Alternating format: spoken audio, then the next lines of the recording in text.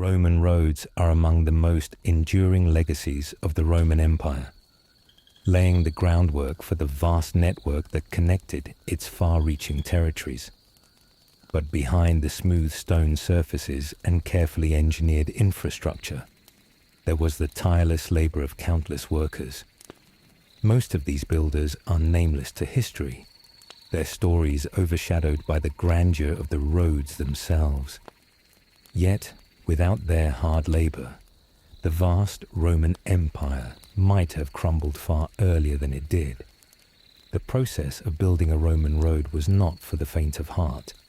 It was grueling, back-breaking work that required immense strength, skill, and precision. The Roman road builders, most of whom were soldiers or slaves, worked in teams, carrying heavy tools such as picks, shovels, and hammers. They had to remove massive boulders, level uneven ground, and carefully lay out the foundation of the road. For those in the upper echelons of Roman society, the finished road symbolized imperial power and sophistication. For the builders, however, it was a relentless cycle of physical labor that, while essential, went largely unappreciated. But the road building process was not simply about brute strength. It was an exercise in engineering that combined advanced techniques for drainage, leveling, and alignment. Each road was constructed with multiple layers, gravel, sand, and stone, designed to withstand the wear and tear of constant use. The Roman engineers had perfected this technique, making their roads incredibly durable. In fact, many of these roads are still visible today, more than 2,000 years later. Despite the grandeur of the roads, the workers who constructed them were often forgotten. They were tasked with digging, hauling, and shaping raw materials under harsh conditions. For most of them, there was little glory to be found in their labor.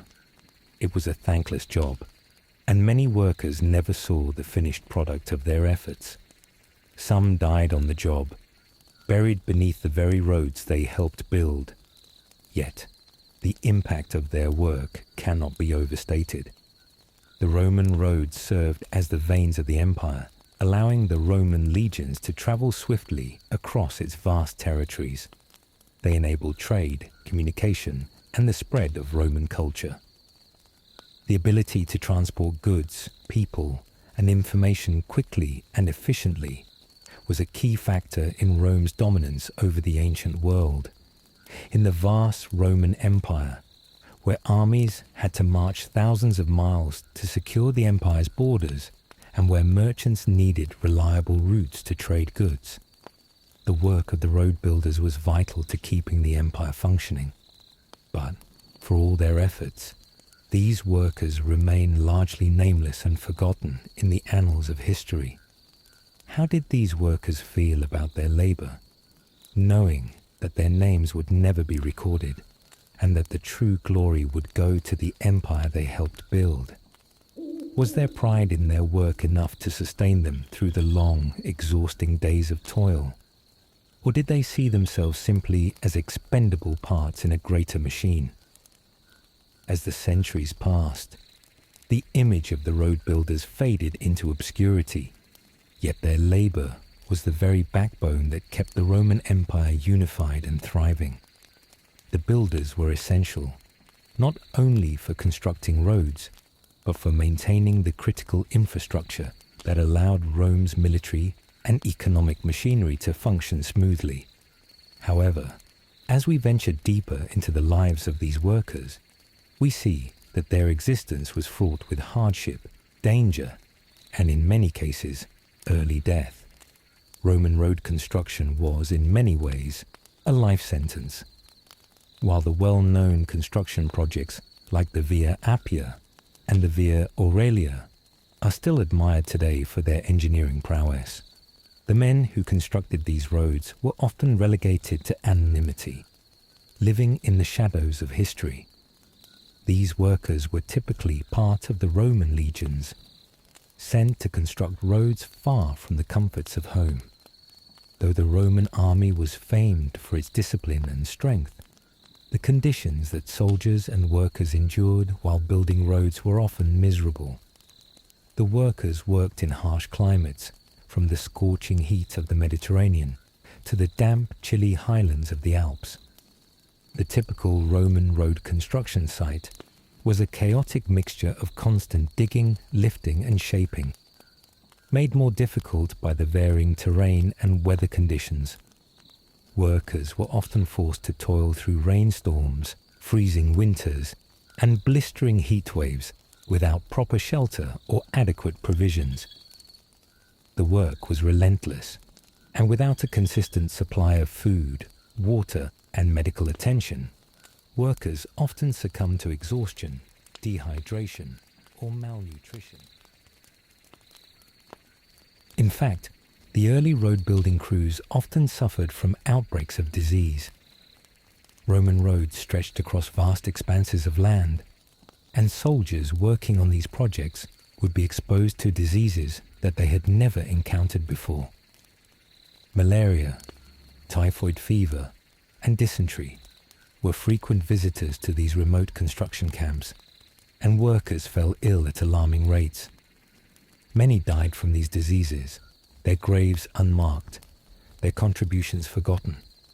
Even more troubling, the roads were often built through dangerous territories, regions rife with hostile tribes who viewed the Romans as invaders. This added a layer of danger to an already perilous job. Road builders were frequently attacked by bandits or enemy tribes who sought to prevent the empire's expansion. The workers, armed with only basic tools and the strength of their comrades, had to defend themselves while continuing their labor. Those who survived these attacks often faced new challenges: disease, starvation, and injuries. Roman roads were not just constructed in peace.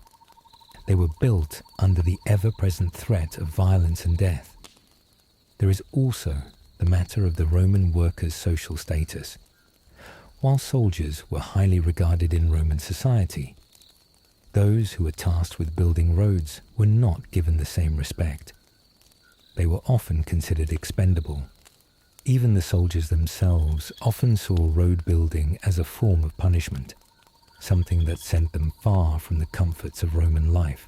For many, it was an inescapable fate: work on the roads until their time was up, and perhaps die without any recognition. For others, the work was a way to earn a place in the imperial system, where promotions and honors awaited those who proved themselves worthy. Yet, despite the hardships, these workers helped create the very foundation of the Roman Empire's power. Without their labor, it's unlikely that the Romans would have maintained control over such vast territories. Roman roads weren't just for the army. They were lifelines for traders, travelers, and citizens. The presence of roads meant that Roman culture, ideas, and innovations could spread rapidly across the empire. It is said that the Romans could send messages across their empire in just a few days, a feat unheard of in the ancient world. While the soldiers and workers who toiled in the construction of these roads remain largely forgotten, their work was not. The Roman road network was vital to the empire's success. But what of the men who laid the stones, who built the bridges, who carved through the mountains and marshes to connect the farthest reaches of the empire? What did they think of their labor? Were they proud to know they were helping to create something larger than themselves? Or did they see it as just another day of grueling, thankless work? As the roads were completed and life continued in the empire, the laborers disappeared into the history books. Their names were lost, but the roads remained. The roads that still crisscross the lands of the ancient empire, bearing silent witness to the sweat, blood, and tears of those who built them. Were they satisfied in knowing that their contributions helped the empire grow? Or did they feel resentment, given their harsh, uncelebrated work? How did the workers view their place in the greater story of the Roman Empire? An empire that they helped to build, but that, in many ways, forgot them. As the dust settled on the Roman Empire, the roads remained. The monumental achievements of Roman engineering continue to fascinate us, from aqueducts to amphitheatres, and perhaps most enduring of all, their roads. These roads, however, were not just the work of great military leaders or noble emperors. They were built by the sweat and sacrifice of ordinary men. These men, who laboured tirelessly in harsh conditions and faced constant danger, left behind a legacy that would echo through centuries. The roads that these workers built were more than just a physical pathway. They were the lifelines that connected the heart of the empire with its farthest reaches. The roads enabled Rome to expand, communicate and dominate for centuries. But beyond the political and military might that these roads symbolize, there is something deeper about the story of the workers who made them a reality. These roads were built by the same hands that constructed Roman homes, waged battles, and toiled in farms and workshops. They were ordinary people whose contributions would ripple through history, shaping not just the Roman Empire but the entire modern world. In the years after the fall of Rome, the roads they constructed became the foundation for future civilizations. When the Roman Empire fractured, the roads didn't disappear. They were used by the barbarian tribes, by medieval travelers, and later by the rulers of new empires. In many ways, the roads outlived the empire itself, surviving in various forms and continuing to be used well into the Middle Ages and beyond. The lasting impact of Roman roads on later societies is immeasurable. Without them, the Renaissance, the spread of Christianity, and the formation of Europe's modern nation-states might have occurred at a much slower pace. The roads facilitated the spread of ideas, technologies, and religions, enabling the great movements of history to traverse the continent with far greater speed and ease than ever before. The Roman roads didn't just carry armies and merchants, they carried the growth of civilizations. It's likely that the absence of such infrastructure could have hindered the growth of empires like those of Charlemagne, Napoleon, and the medieval kings. But what of the workers themselves? What did their lives mean in the grand scheme of history? Their contributions were undeniable, but they were rarely acknowledged in their time. Their names, their struggles, and their sacrifices have been lost to history, swallowed by the passage of time. Perhaps it is fitting that they remain anonymous. After all, they were the unsung heroes of the empire, performing essential work that was too often taken for granted. However, the roads they built serve as a permanent tribute to their enduring legacy. In a way, their work symbolizes something universal, the quiet, unnoticed labor that shapes the course of history. The road builders were not the generals or the emperors. They were the people who lived on the fringes of society, their lives marked by hard labor rather than glory. Yet, it was their labor that kept the empire intact, that allowed Rome to flourish for centuries, and that ultimately paved the way for the world we know today.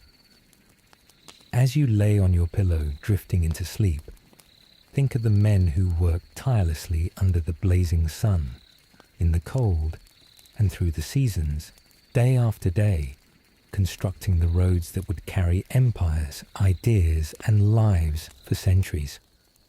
Think of the roads as more than just pathways. They are symbols of resilience, of human determination, and of the quiet power of those who worked in the shadows, creating something that would outlast their lives by millennia. In the grand story of the Roman Empire, the workers who built its roads might have been forgotten, but their legacy is far from it. They live on in the stone beneath our feet, in the infrastructure that connects us, and in the quiet history that shapes the modern world.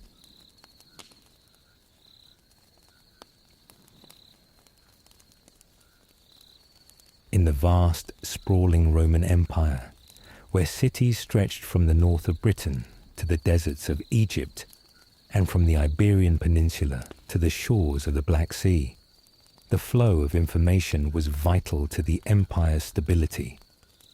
Amidst the grandeur of legions, emperors, and monumental architecture, there were those whose work seemed far less glamorous, but was just as crucial to the empire's functioning: Roman messengers. The role of messengers in the Roman Empire was not merely a job, it was the backbone of Roman communication. These individuals, often slaves or soldiers, were responsible for carrying letters, orders, and news across vast distances. Their work ensured that the empire's machinery ran smoothly, allowing the emperor's directives to reach the farthest provinces, enabling the movement of troops, and even allowing merchants to send orders between distant cities. Without messengers, the far-reaching Roman Empire could not have maintained its unity and coherence. But their work was not easy. Roman messengers traveled through all types of terrain: mountains, forests, deserts, and marshes, often with nothing more than a pack of supplies and the determination to reach their destination. They moved at remarkable speeds, using the very roads that Roman soldiers constructed to facilitate the transfer of both military orders and everyday communications. These roads were built specifically for such travel, designed with the messenger's speed and safety in mind.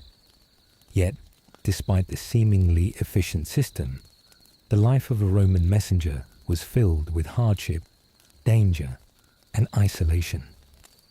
The messengers were often soldiers stationed in distant outposts, chosen for their endurance and reliability. They traveled with minimal protection, and their journeys were fraught with risks. Along the way, they were vulnerable to attacks from bandits, hostile tribes, and wild animals. The Roman Empire, for all its power, could not ensure the safety of its messengers in every corner of its vast lands.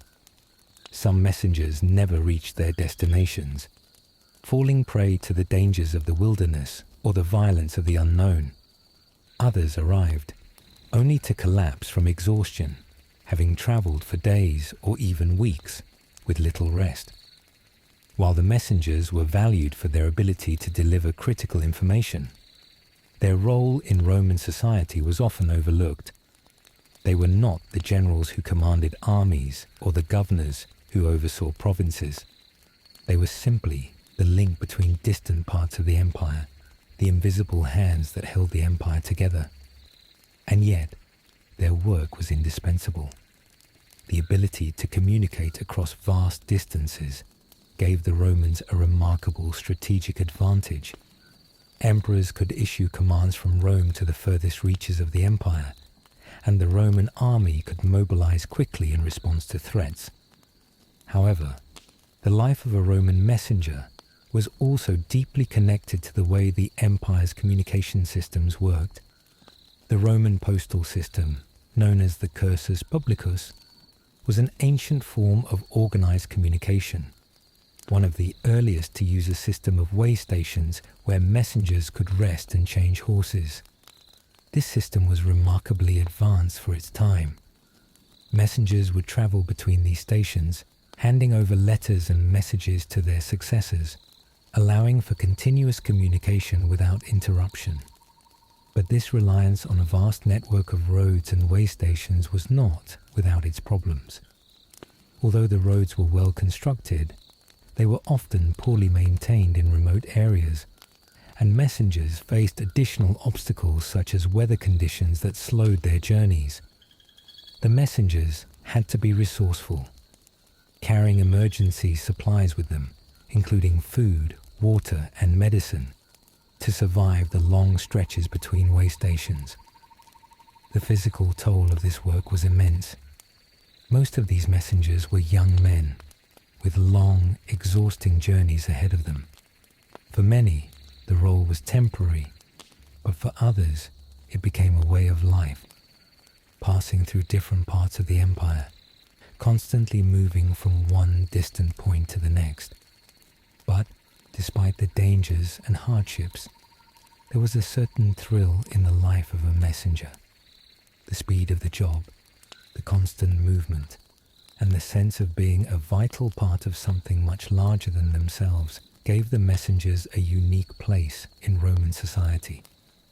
They were both anonymous and integral to the empire's functioning. They lived on the edges of Roman society, their names lost in history, yet without their tireless work, the empire would have struggled to maintain its order and communication. The most curious question that arises when we think of Roman messengers is how they perceived their role in the grand scheme of things. Were they aware of the significance of their work, knowing that their journey could be the difference between life and death for a Roman legion or a provincial governor? Or were they simply men doing their duty, carrying out the most basic yet essential function of the Roman Empire? For the Roman messengers, the job was far from straightforward. While we often think of their role as simply delivering letters and messages, their work involved navigating some of the most difficult and perilous conditions imaginable. Their journeys, sometimes spanning hundreds of miles, were filled with dangers, both expected and unforeseen. The challenges they faced were not merely physical, but also mental, as they often worked alone in isolated, dangerous territories. One of the first obstacles Roman messengers encountered was the physical nature of their task. Roman roads, although well constructed, were not perfect. Some were poorly maintained, especially in the far-flung corners of the empire. As a result, messengers often had to traverse rugged terrain, mountains, marshes, and deserts, without the benefit of modern equipment or conveniences. This made their journeys both physically taxing and dangerous. The roads were also sometimes obstructed by fallen trees or washed-out paths from seasonal storms, forcing messengers to find alternative routes or struggle through the debris. Moreover, the roads themselves, while built to last, were not immune to the wear and tear of daily use. Roman military roads, designed for the swift passage of soldiers and heavy cargo, could be rough and uneven in places. Messengers had to deal with these conditions on horseback or by foot, often at great personal risk. The journey was rarely straightforward, as the road was not always clear. Alongside the logistical difficulties, the physical toll was immense. The constant wear on the body from long, relentless days of riding or walking, often under extreme weather conditions, meant that the messengers were constantly at risk of injury, exhaustion, or even death. Moreover, the roads themselves, while built to last, were not immune to the wear and tear of daily use. Roman military roads, designed for the swift passage of soldiers and heavy cargo, could be rough and uneven in places. Messengers had to deal with these conditions on horseback or by foot, often at great personal risk. The journey was rarely straightforward, as the road was not always clear. Alongside the logistical difficulties, the physical toll was immense. The constant wear on the body from long, relentless days of riding or walking, often under extreme weather conditions, meant that the messengers were constantly at risk of injury, exhaustion, or even death. In addition to these physical challenges, the Roman messengers also had to contend with the very real threat of attack. While the Roman Empire was vast, it was not always secure. In regions far from the heart of the empire, bandits and hostile tribes were a constant menace. The roads were not entirely safe, and messengers were often ambushed, robbed, or killed.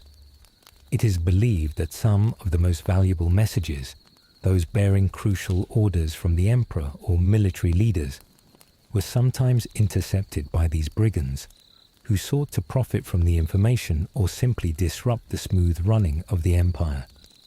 The messengers, then, were not just delivery men. They were, at times, soldiers, tasked with defending themselves against those who sought to stop them.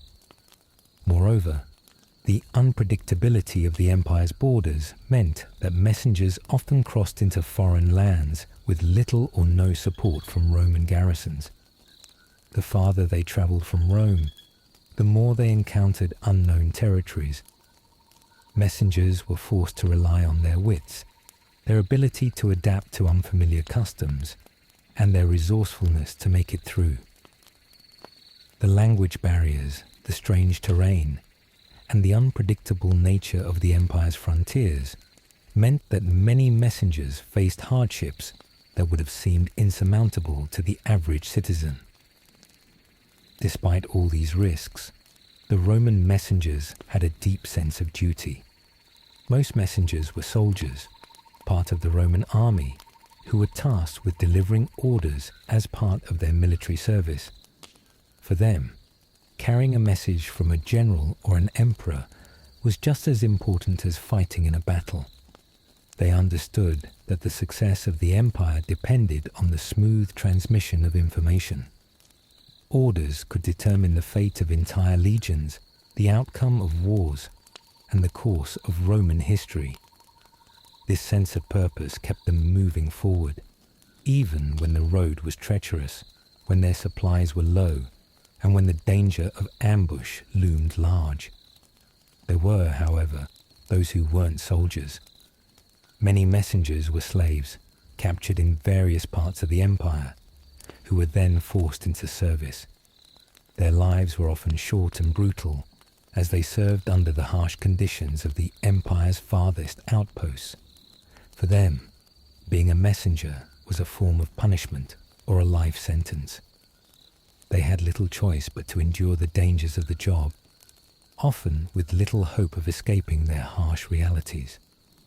Interestingly, despite all the hardships, Roman messengers often enjoyed certain privileges. They were provided with food, shelter, and horses at the way stations along the cursus publicus, the state-run postal service. The cursus publicus was an organized system of relay stations where messengers could change horses, rest, and recover before continuing their journey. These stations, strategically placed along Roman roads, were a testament to the empire's commitment to maintaining effective communication, even at great cost. However, these privileges were not without their own set of challenges. Many messengers had to race against time, and the pressure to deliver their messages quickly and efficiently was a constant burden. It wasn't unusual for messengers to be pressed into long hours of continuous travel, often with little time to rest, resulting in mental and physical exhaustion. And yet, despite all these challenges, the work of the Roman messengers was critical. Without them, the vast bureaucracy of the Roman Empire would have been unable to function effectively. The emperor's decrees, military orders, and news from distant provinces would have taken months, if not years, to reach their intended destinations. The entire machinery of the Roman state relied on the efficiency of its communication network, and the messengers were the lifeblood of this system. But what did these messengers think of their role? Did they see themselves as heroes, like the soldiers they accompanied, or were they simply cogs in the empire's vast machine?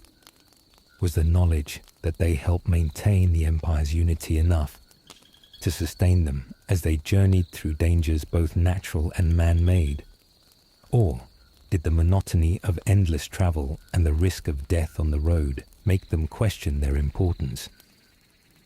As we approach the final stage of the Roman messengers' journey, it becomes clear that their work was not just about the delivery of messages. It was about the unseen power that lay in the ability to maintain communication across such a vast empire. The messenger's role, though often overlooked, was integral to the Roman way of life. Their long, difficult, and sometimes dangerous journeys brought not just letters, but the very essence of Roman power to every corner of the empire. The final leg of a messenger's journey was often the most perilous.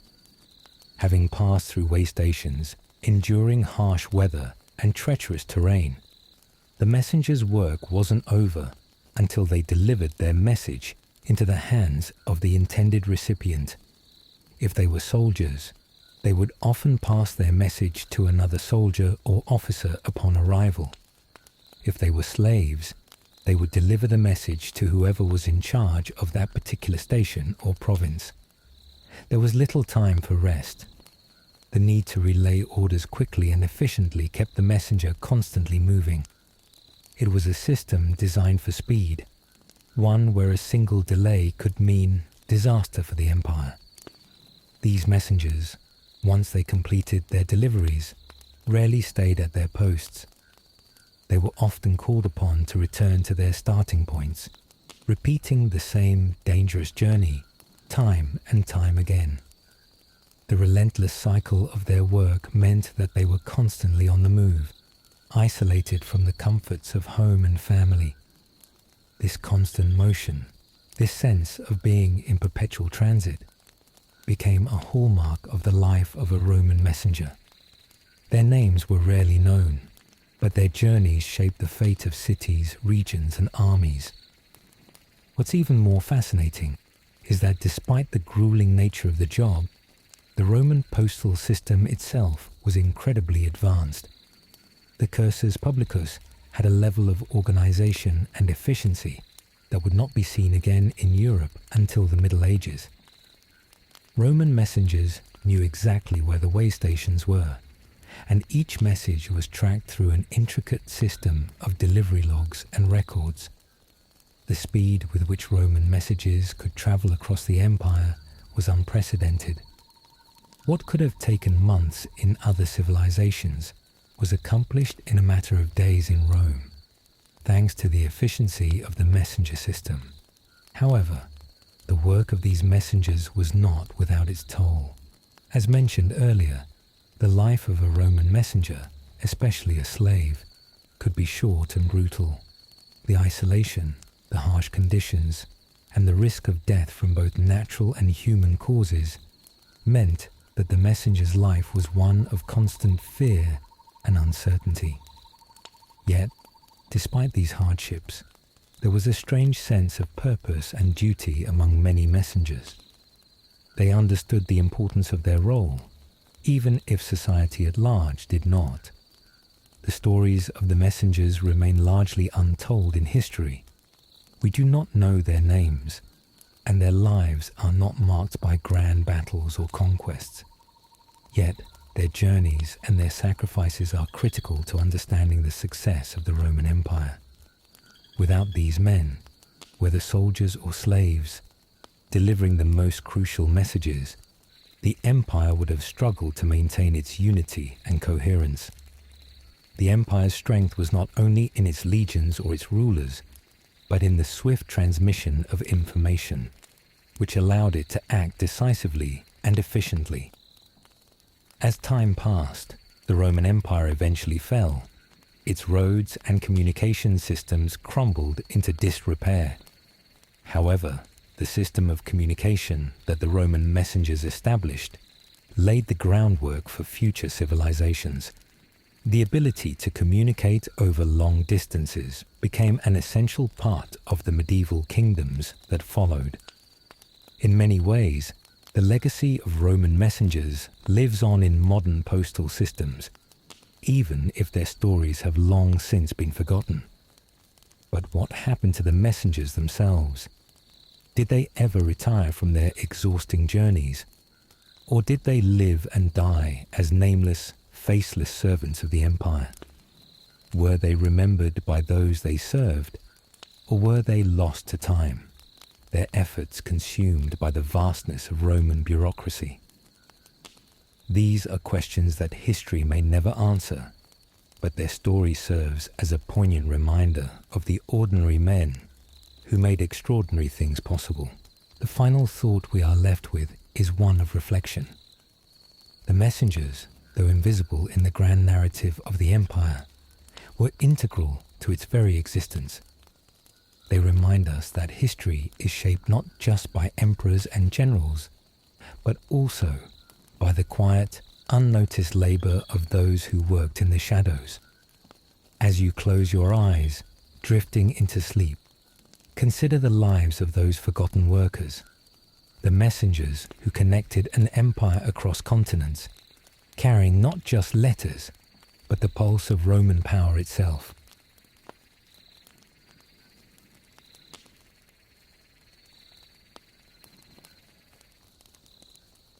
Roman roads, those remarkable feats of engineering that connected the vast stretches of the Roman Empire, were not only constructed but also maintained at a level of consistency that allowed them to endure for centuries. However, this maintenance wasn't an easy task. Far from it. Behind every well-trodden Roman road was the invisible army of workers who toiled day in and day out to ensure that the roads remained functional. These workers, though vital to the empire's infrastructure, are almost completely forgotten by history. In their obscurity, they represent one of the more mundane yet essential aspects of Roman life: road repair.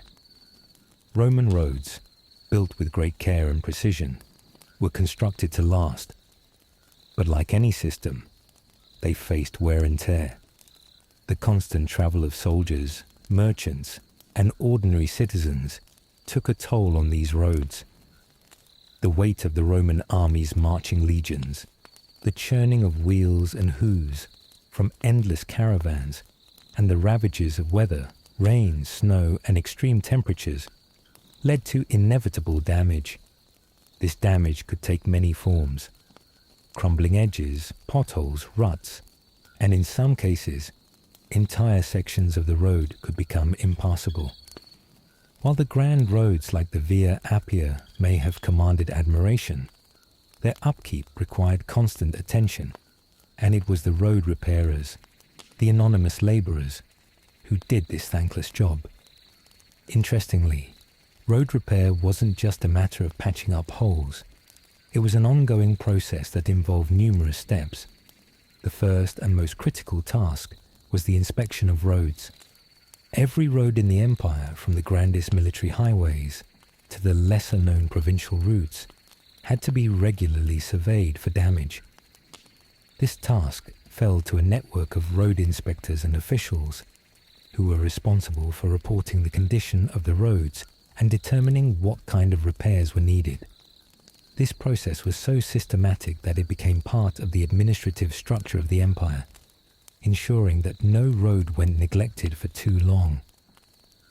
Once a road's condition had been assessed, it was up to the road repairers to bring it back into usable form. These workers were often soldiers, but many were also slaves or contracted laborers. They worked with the same tools used during the original construction: picks, hammers, and shovels. The repairs were not just about filling in the holes. They were about rebuilding the road's structure. This included filling in the ruts, replacing the stones that had been loosened by weather or traffic, and ensuring the roadbed remained level. The process was labor-intensive, requiring meticulous attention to detail, and it was far from glamorous. Despite its importance, road repair was one of the most overlooked jobs in the empire.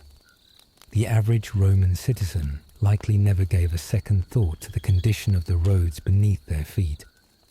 To them, roads were simply a part of life, expected to be functional and in good condition at all times. Yet, behind this expectation was a complex network of workers dedicated to the upkeep of the empire's infrastructure. They spent long hours in the elements, often at great personal risk. The physical toll of repairing roads, especially in remote areas where way stations were few and far between, was immense.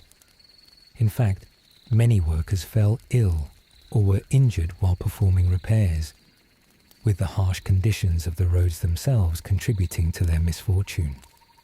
For all their hard work, however, these workers received little recognition. They were not celebrated as the engineers who had initially designed the roads or the soldiers who marched along them. Instead, they were relegated to the background, their efforts taken for granted.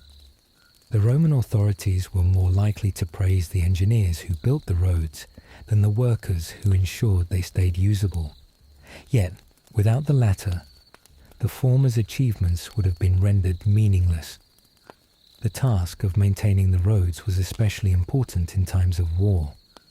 The Roman military relied heavily on the road network for the swift movement of troops and supplies. If a road was damaged, it could delay an entire legion, costing valuable time and potentially altering the course of a military campaign. Even in peacetime, roads were essential for trade and communication. A break in the road could cause disruptions in the flow of goods and information, undermining the economic stability of the empire. Thus, the work of these humble road repairers was not just physical labor. It had far-reaching consequences for the stability of the Roman Empire. The Roman authorities, well aware of the significance of maintaining a functioning road system, created a detailed set of rules and regulations regarding road repair. This included specific procedures for reporting damage, a protocol for distributing resources to repair the roads, and even penalties for neglecting the condition of roads. In fact, the importance of road repair was so ingrained in Roman society that failure to maintain roads could result in fines or punishment. This systemic approach to road repair demonstrates the critical role that these workers played in the daily functioning of the empire. However, despite the attention paid to road maintenance, many of the workers who performed the repairs remained largely invisible in the historical record. Unlike famous generals or emperors whose names have been etched into the annals of history, the road repairers were forgotten, their contributions fading into obscurity. It's easy to overlook their work, but the very roads that we admire today would not have survived without their relentless efforts. The ultimate question remains, did the workers who repaired the roads ever see themselves as an essential part of the empire's success? Or did they simply see their work as a means of survival, a task that was expected of them but never celebrated? Were they aware of the long-term significance of their efforts? Or did they merely focus on the immediate task at hand, one stone at a time? As the Roman Empire expanded, so did the complexity of maintaining its infrastructure. The roads, built to connect the farthest corners of the empire, required constant upkeep. This task, often invisible to the public eye, was not only vital for the survival of the empire, but also played a significant role in shaping the social and economic structure of Roman society. The workers tasked with road repairs were mostly soldiers, slaves, or contract laborers. The fact that soldiers were often assigned to this duty is revealing.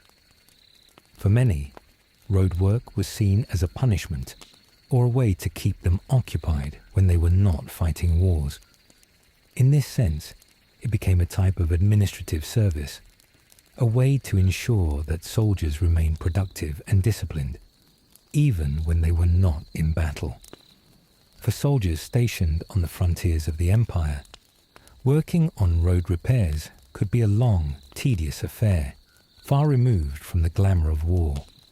They were tasked with ensuring the roads were free from damage, a job often seen as unglamorous, yet immensely important for the empire's cohesion.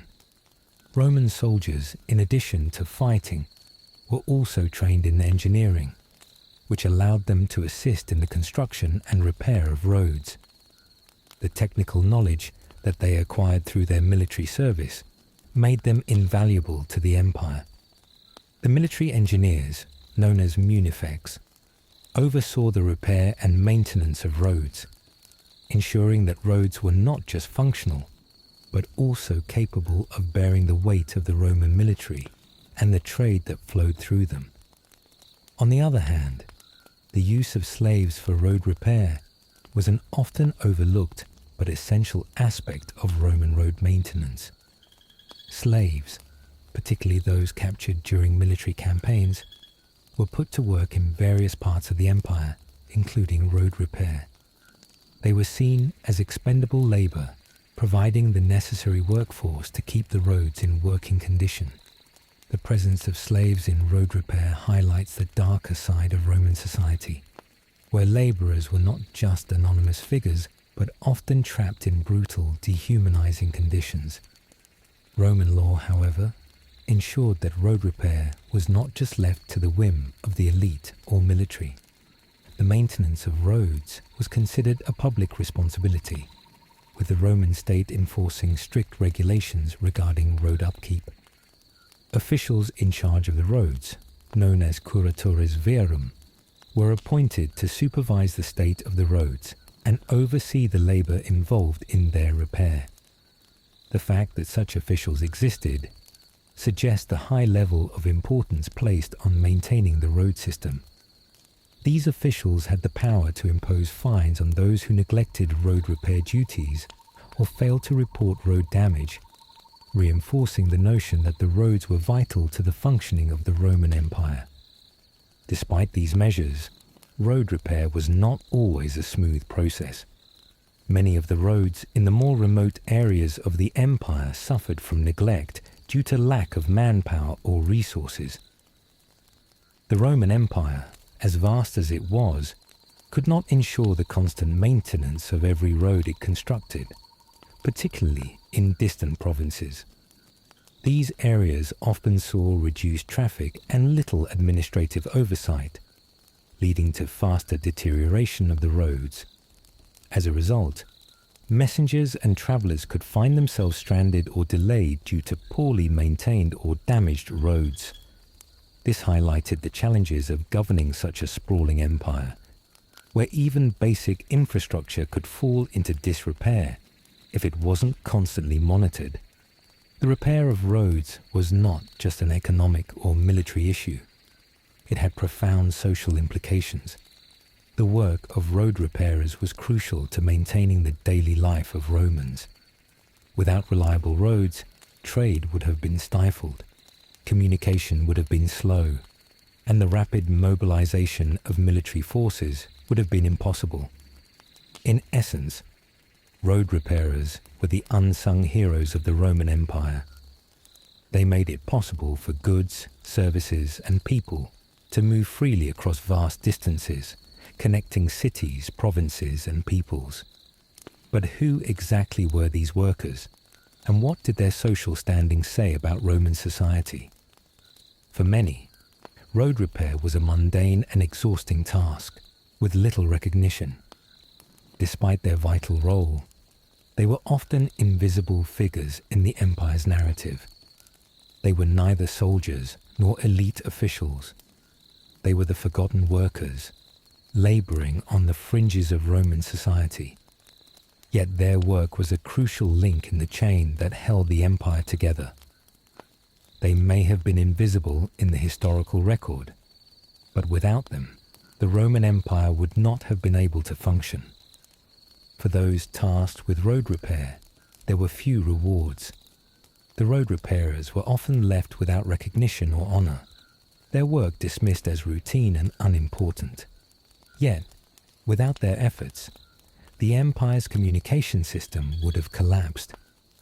These workers, performing what was often considered lowly labor, ensured that the empire's power and influence could extend across continents. What did the road repairers think of their role? Did they see themselves as integral to the empire's success? Or were they resigned to their fate as anonymous workers? Were they proud of the work they did, even though it would never bring them fame or glory? And did they ever imagine that centuries later, we would look back and marvel at the work they did, even if their names were lost to history?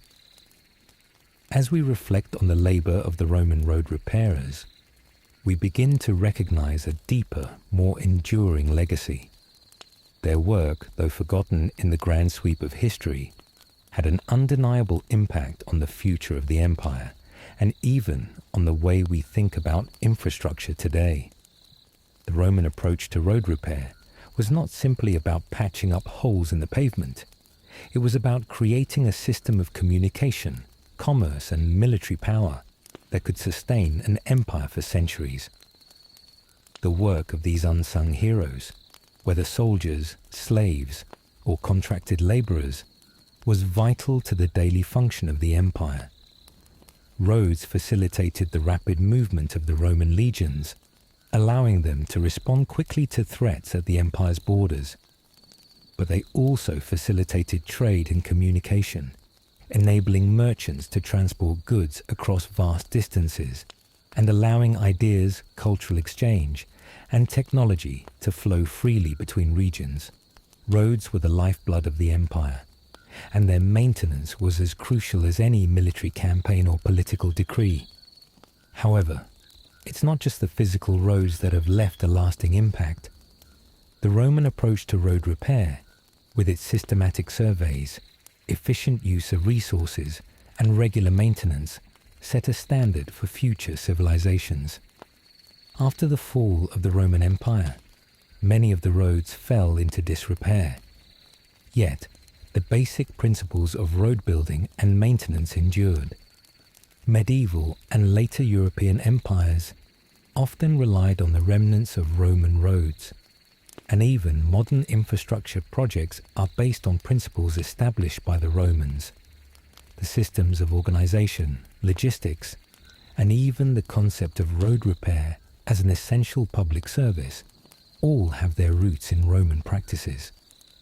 The very roads that the Roman repairers worked on, those lifelines of the empire, continued to serve their purpose long after the empire crumbled. In many places, Roman roads were still in use during the Middle Ages and beyond, albeit in a more dilapidated form. Some of the greatest cities of the Roman Empire, like Rome itself and Constantinople, remained centers of commerce and power because they were built upon the foundations of Roman infrastructure. But as we look at these roads today, there is something more to consider. These roads are more than just physical remnants of a long-lost empire.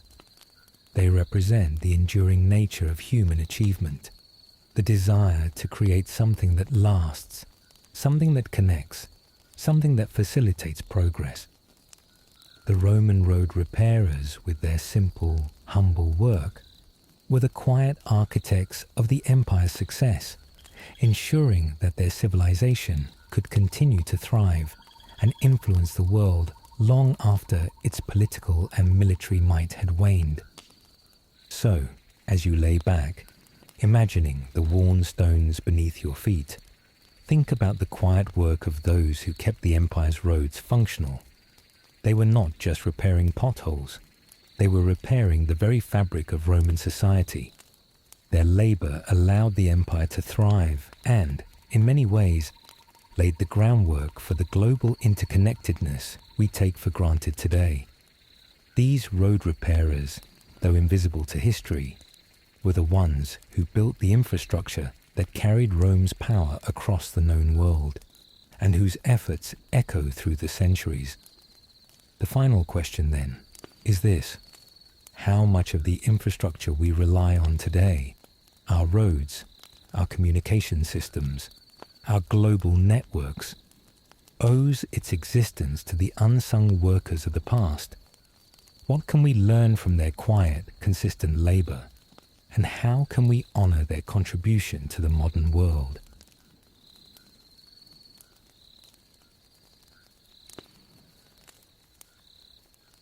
Roman roads were more than just a series of interconnected paths leading from one place to another.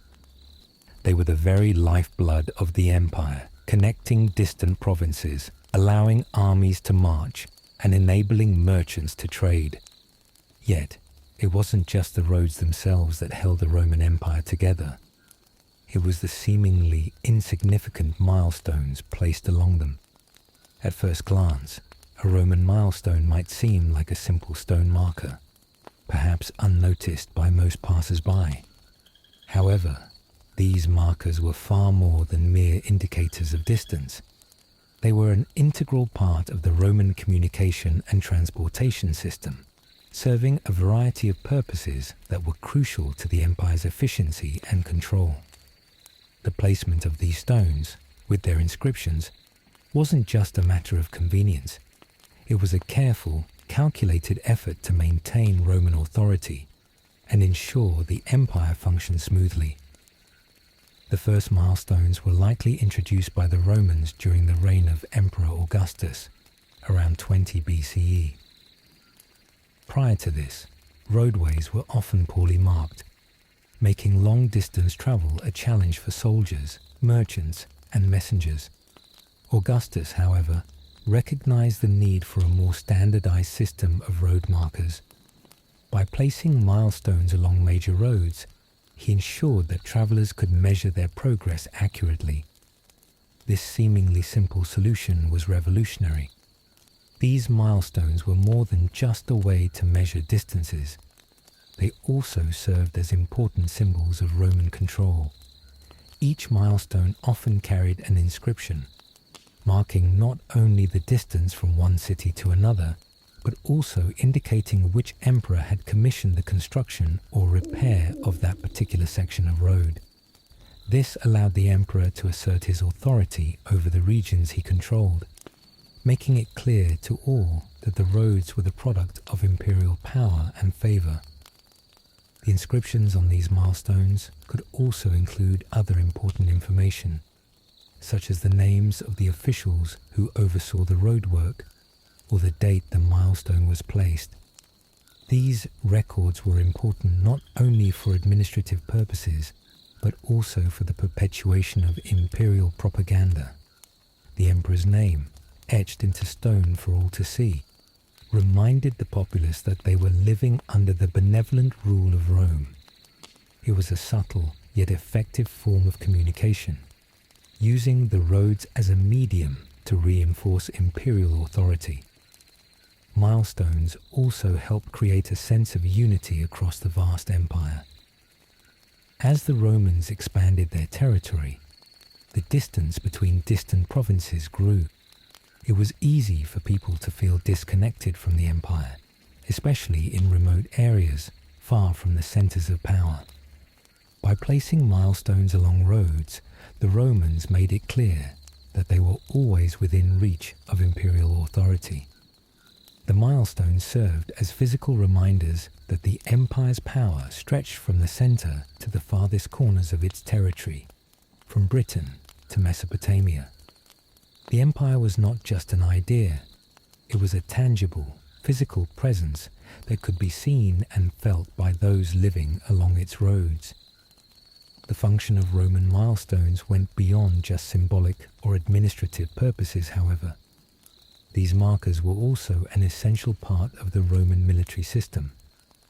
In times of war, the swift movement of troops could mean the difference between victory and defeat. The Roman legions relied on the roads to move quickly and efficiently across the empire, and the milestones were crucial in ensuring that their movements were coordinated. The milestones acted as reference points, helping soldiers navigate and plan their routes. They knew exactly how far it was to the next station, how much farther they had to march, and where they would find rest or resupply. However, despite their importance, milestones were not always placed with the best intentions. Some milestones were used as tools of propaganda, reminding the people of the emperor's control over the region and reinforcing the power of the imperial state. The message was clear. The roads belonged to Rome, and anyone who traveled them was subject to Roman law and authority. The inscriptions could often be self-congratulatory, emphasizing the greatness of the emperor or the specific achievements of his reign. In this way, the milestones were part of the grand narrative of Roman power, subtly reminding the people of their place within the empire. The milestones also had a practical purpose for the common Roman citizen. For those who lived along the roads, the milestones were a source of guidance and reassurance. They marked the distance to the nearest city or market, making it easier for traders to plan their routes and for travelers to gauge how far they had to go. It was these small, everyday conveniences that helped make Roman life more organized and efficient. Yet, despite the utility of these markers, we must ask, did the average Roman really pay attention to the milestones? Were they more than just symbols of imperial power to the common people? Or did they become so ingrained in the landscape that they were simply ignored, as one might ignore a signpost today? What was it like to live in a world where every mile was marked by the emperor's name, where every road was a reminder of the empire's reach and control? As we consider the role of these milestones, it's important to ask how they fit into the larger picture of Roman infrastructure. Were they just another cog in the machine, quietly maintaining the empire's vast system? Or did they serve as the very markers of Rome's dominance? How did the people of the empire view these stones? And what did they think as they passed by these markers, knowing that they were never far from the empire's influence? The Roman milestone, while often viewed as a mere tool for measurement or a practical marker of distance, carried with it a much deeper cultural and political significance. The placement of these stones along the empire's roads was an intentional act of imperial control and influence. Far from being simply utilitarian, the milestones became a subtle yet pervasive form of propaganda, reinforcing the notion of Rome's omnipresence and unyielding dominance across the vast empire. Every milestone that dotted the road served as a reminder to the people of the empire that they were always within reach of Roman authority. These stones, though seemingly insignificant to the casual observer, were positioned to ensure that no one, whether a soldier, merchant, or civilian, could ever forget the empire's reach. Each milestone was a direct assertion of Rome's power, a subtle yet constant reminder that the empire controlled not just the cities, but the very roads and pathways that connected them. For the average Roman citizen, passing by a milestone was a daily, almost subconscious experience. Yet, these markers were constantly reinforcing Roman values, authority, and influence. The inscriptions carved into the stone often bore the name of the emperor or the official who commissioned the construction or repair of the road. These engravings, while simple, served as a public declaration that the empire's power was ever present. The emperor's name, etched into stone for all to see, became a permanent fixture in the daily lives of those who lived along the roads. It was not just the roads that belonged to Rome. Even the very markers that indicated distance bore the signature of Roman imperialism. Interestingly, the milestones also played a significant role in the spread of Roman culture. As the empire expanded, Roman roads connected diverse peoples, bringing different cultures, languages, and traditions into contact. The roads themselves became channels for cultural exchange, and the milestones along these roads were no exception. Roman citizens, as well as foreign visitors or traders, would pass by these stones and be reminded of the Roman way of life, its language, its values, and its belief in the superiority of Roman governance. Beyond the cultural implications, the milestones also served as tools for political control. By marking distances and placing the emperor's name along the roads, Rome reinforced its image as an empire that was everywhere. The very roads that connected the empire's provinces acted as extensions of imperial power. It was not just the physical distance between cities that mattered. It was the psychological distance between the people and the emperor. The milestones helped shrink that distance, creating a sense that the emperor was always present, even if he was far away in Rome. The political significance of milestones was also felt during times of transition. For example, when a new emperor came to power, milestones were often updated to reflect the new ruler's reign. This acted as a visual marker of the changing tides of Roman leadership. New inscriptions would replace the old ones, signaling the beginning of a new era. This act of replacing old milestones with new ones was not merely an administrative function. It was a political move, solidifying the new emperor's claim to power and reminding the population of his authority. The use of milestones was also a way to keep track of the empire's vast infrastructure projects. As roads were constructed or repaired, milestones were placed to mark progress and completion. This allowed the Roman government to track the development of infrastructure across the empire, ensuring that resources were allocated efficiently and that work was being done in a timely manner.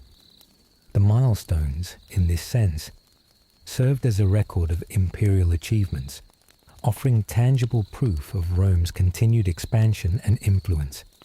However, while milestones served as symbols of Roman imperialism, they also served practical purposes for those who used the roads. For travelers, the milestones were invaluable guides, providing a sense of where they were and how far they had left to go. The consistency of the markers allowed travelers to navigate the empire's vast network of roads with relative ease. Merchants could calculate the distance to the nearest market, and soldiers could track their progress as they marched from one station to another. The milestones helped to organize and structure the journey, providing a sense of security and predictability. Yet, as essential as the milestones were, they also raised questions about the degree to which the empire's power was felt by the people who lived under it. Did the common people who passed these milestones every day feel their presence as a constant reminder of Roman authority, or did they become so accustomed to them that they ceased to notice? Over time, did the symbols of Roman power lose their potency, as the daily repetition of the milestones became just another part of the landscape?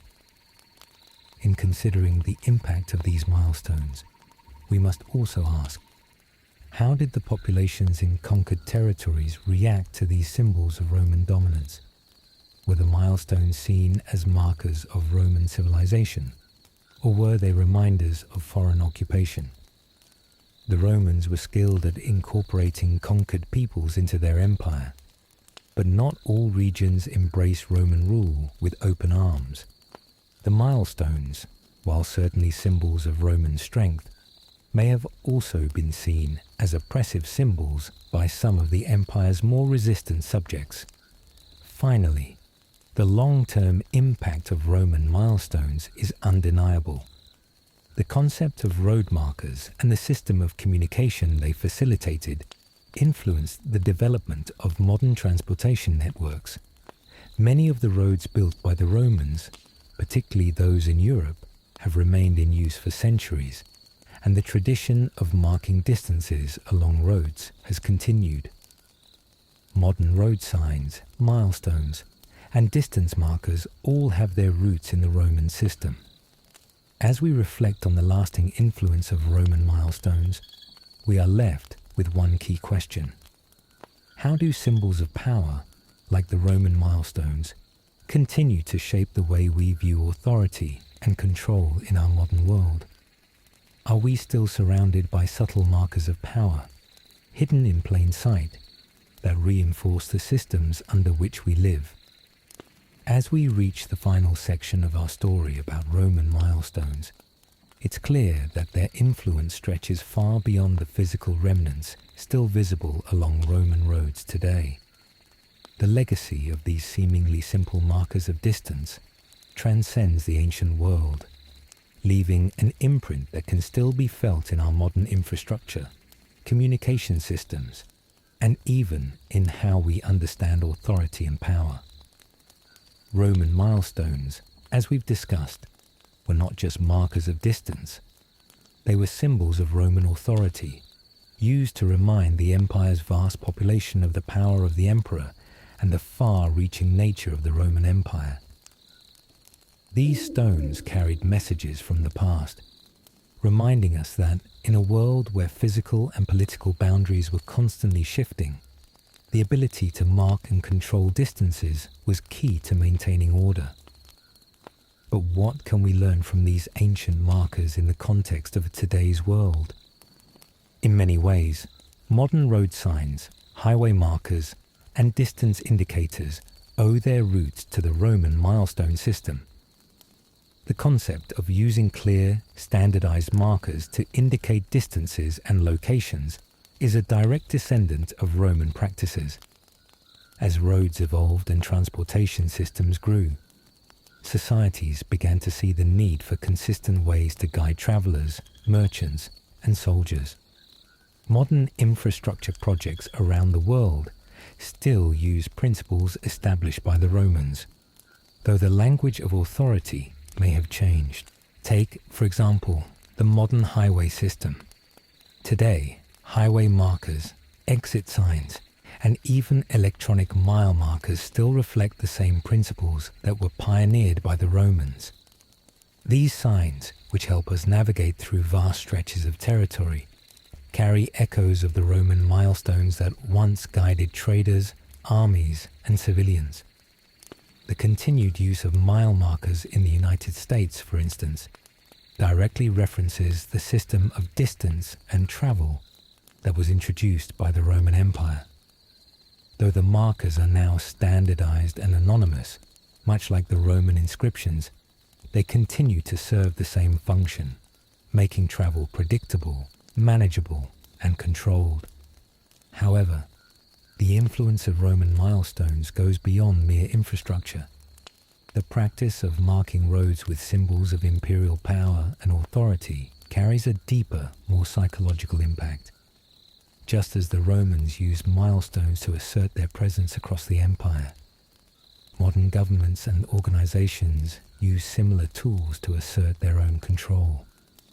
The roads we travel on, the signs that guide us, and even the way cities are laid out all contribute to our sense of belonging to a larger system of authority.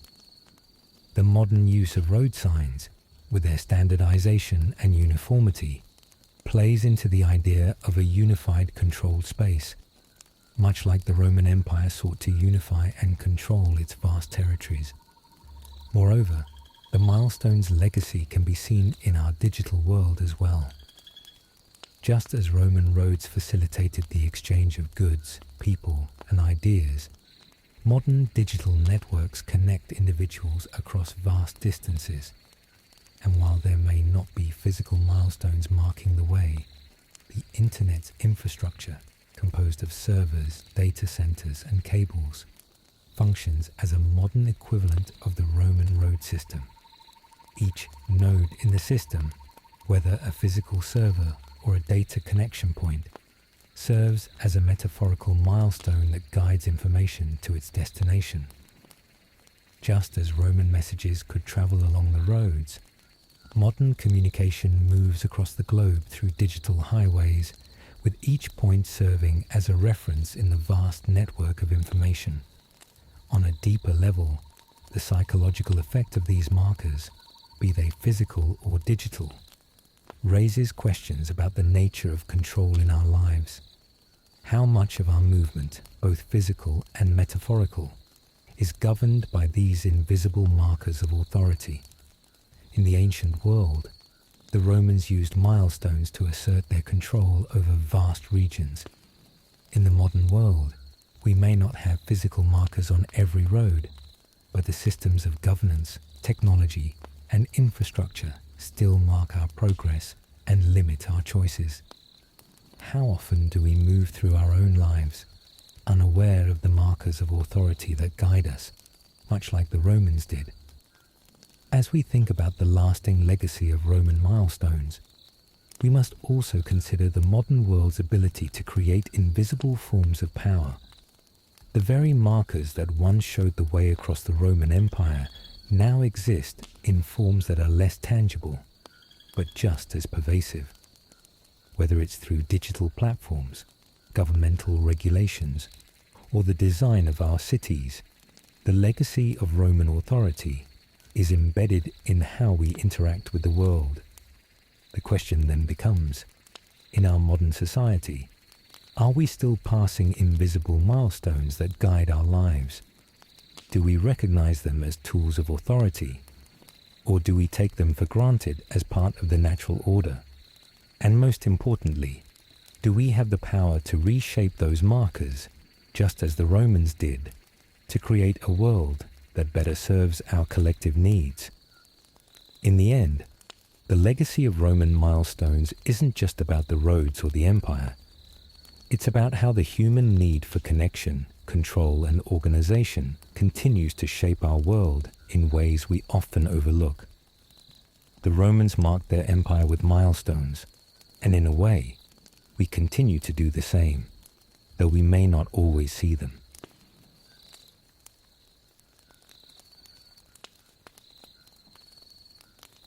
Roman roads were more than just paths for soldiers and military campaigns. They were the arteries through which the lifeblood of Roman society flowed. These roads connected cities, towns, and villages, facilitating not only military movements and trade, but also the daily routines of the people who lived in the empire. For the common Roman citizen, the roads were the means by which they could travel to markets, attend festivals, visit family, and access goods and services from all corners of the empire. They were a constant presence in the lives of Roman citizens, shaping the way they interacted with the world. At the heart of the Roman road system was its accessibility. The roads were designed not just for military movement, but for everyone in society. Whether you were a merchant carrying goods from one province to another, a farmer bringing produce to market, or an ordinary Roman traveling to visit family or attend an event, the roads provided the means to do so. This was particularly important in a society where communication and transportation were often slow, and distances could seem insurmountable. Roman roads broke down those barriers, making the empire feel smaller and more interconnected. For ordinary Romans, the roads provided the opportunity for economic growth. Trade flourished along these roads, as goods from across the empire could be transported quickly and efficiently. The Roman road system helped establish Rome as a hub of commerce, linking distant provinces with the heart of the empire. Goods such as wine, olive oil, grain, and metals flowed freely from one region to another, allowing Roman society to function on a scale that would have been unimaginable without such a well-maintained transportation network. The roads also made it possible for Romans to travel for leisure and personal reasons. Festivals, sporting events, and religious celebrations were common throughout the empire, and the roads allowed people to travel to these events from far and wide. The most famous of these events, such as the gladiatorial games and chariot races, attracted people from all corners of the empire. The roads enabled Roman citizens to experience a shared culture, participate in communal celebrations, and build a sense of identity as part of a greater whole. These shared experiences, facilitated by the road network, helped bind the Roman Empire together and fostered a sense of unity among its diverse population. However, the importance of Roman roads went beyond just leisure and commerce. They were essential to the empire's administrative functions as well. Rome was a massive empire, and governing such a vast territory required efficient communication and coordination between provinces and the central government. The roads made it possible for officials, tax collectors, and other representatives of the state to travel quickly between regions, ensuring that the empire remained under control. In addition to facilitating the flow of goods and people, the roads helped the empire maintain law and order, allowing for the enforcement of laws and the collection of taxes. The effect of the roads on Roman society was also social. Roads connected different social classes, from the elite senators and generals to the humble farmers and traders. The roads allowed for the movement of not just goods and services, but also people of different social standing. While the wealthy and powerful had access to luxurious forms of transportation, such as litters and carriages, the roads were used by Romans of all classes. This accessibility, while not always equal in terms of comfort or ease, contributed to a sense of Roman solidarity as people from different walks of life used the same infrastructure to navigate their world. Despite the benefits, living close to the roads had its own set of challenges. The constant movement of people and goods meant that roads could be noisy, crowded, and occasionally dangerous. Bandits and thieves often targeted travelers, especially those with valuable goods. But these dangers were not unique to the roads of the Roman Empire. They were a common risk in many ancient societies. The Romans, however, took steps to ensure that their roads were relatively safe, with military patrols and local garrisons stationed along important routes to protect travelers and maintain order. The visibility of the military along the roads also acted as a deterrent to would-be criminals. In addition to the physical challenges, Roman roads also affected the way people lived geographically. The roads allowed for the rapid spread of Roman culture, including language, art, and religion. As people traveled from one region to another, they brought with them the customs and ideas of their homeland. This process, known as cultural diffusion, was one of the key factors that helped spread Roman identity and values throughout the empire. Roman architecture, urban planning, and art began to influence the farthest reaches of the empire, as people living in provincial towns adopted Roman styles and practices. The roads, as conduits of culture, made it possible for Roman society to permeate the far-flung corners of the empire, transforming them in ways that would leave a lasting legacy. But how did people truly feel about their daily use of the roads? Did they see them simply as tools for transportation? Or did they understand the deeper significance of these pathways in connecting them to the empire's grand narrative? Were the roads a part of their everyday routine, to be traversed without much thought, or did they carry with them a sense of awe, a recognition that they were part of something larger, something eternal? For many Romans, the roads were probably just another part of daily life. Yet, for others, particularly those who traveled long distances or made the journey to Rome itself, the roads held a deeper meaning. They were symbols of the empire's strength and the Roman way of life. As much as the roads physically connected the empire, they also symbolized the unity and power that Rome had established across the known world. The question that arises then is, how did the daily, almost invisible presence of the roads shape the Roman worldview? Did the roads, with their regularity and predictability, create a sense of permanence and security for the people of Rome?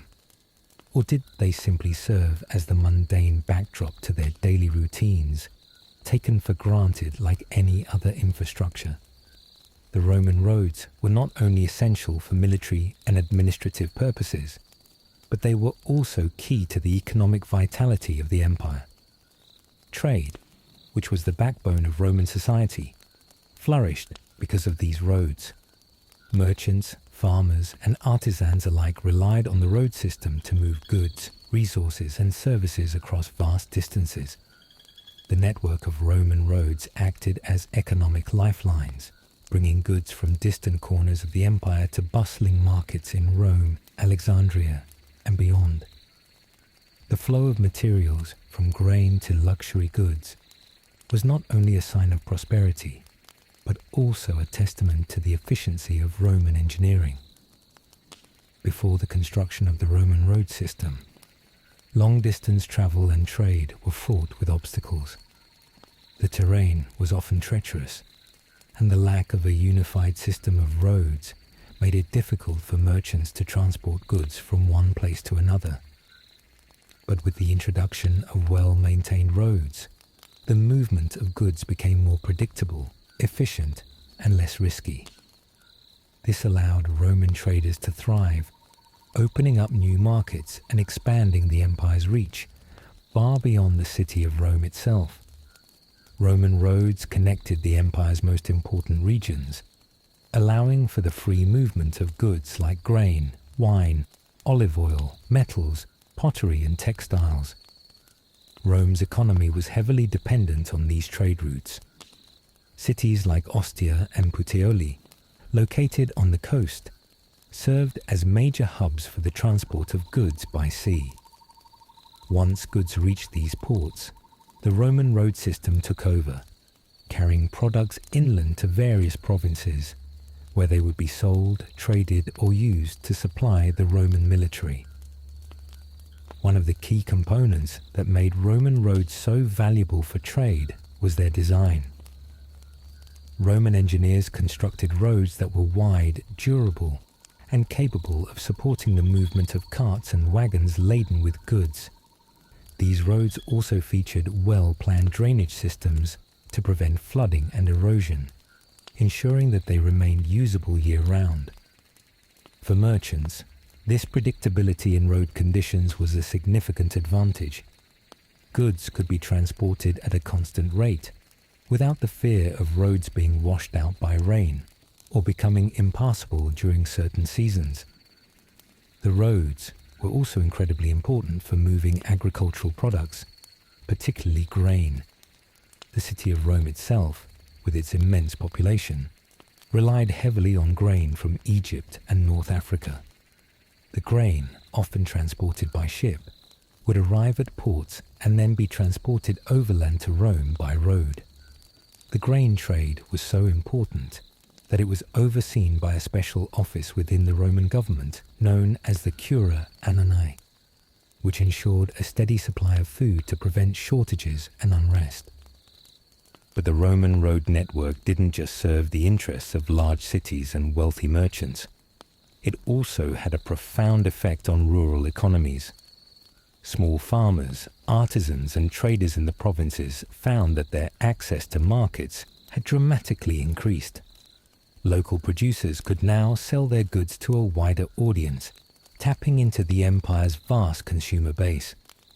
The increased flow of goods across the roads helped create a more interconnected economic system, where even the most remote villages had access to markets in Rome or provincial capitals. Trade wasn't the only economic benefit derived from the roads. The road system also stimulated the growth of roadside inns, taverns, and other businesses that catered to travelers. These small businesses formed an essential part of Roman society, providing food, rest, and other services to merchants, soldiers, and other road users. Towns and villages along major roads began to thrive, as they became points of rest for travelers and hubs of local trade. In many ways, the road system contributed to a system of economic interdependence where different regions and people relied on one another to keep the economy flowing smoothly. The presence of these roads also contributed to the spread of Roman culture. As people, goods, and ideas moved along these roads, they carried with them elements of Roman society, language, art, and religion. The roads allowed Roman cultural norms to permeate across the empire, shaping local customs and traditions in the provinces. Roman law, architecture, and lifestyle spread as the roads made it easier for Roman ideas to reach distant territories. Even in far-off provinces like Britannia and Gaul, Roman customs began to take hold, facilitated by the constant movement of people along the roads. However, the impact of the roads wasn't universally positive. As the Roman road network expanded, so too did the empire's ability to control and dominate distant territories. While trade flourished, so did Roman authority. The Roman roads were, in many ways, tools of conquest and control. The ability to move troops quickly across the empire allowed Rome to suppress rebellions, enforce laws, and expand its borders. The roads were not just economic arteries, they were also the physical representation of Roman power, stretching across vast territories from the deserts of Africa to the northern reaches of Britain. The consequences of this widespread network of control were not always beneficial for the local populations. While some regions flourished under Roman rule, others resented Roman domination. The roads became symbols not just of trade and prosperity, but of imperial oppression. The connection of distant lands to Rome's center of power allowed for the swift implementation of Roman law, taxes, and military control, sometimes to the detriment of the local populations. And yet, despite the tensions and the underlying purpose of Roman roads as tools of imperial dominance, the roads themselves remained vital to the everyday functioning of Roman society. They allowed for economic growth, cultural exchange, and a level of connectivity previously unseen in the ancient world.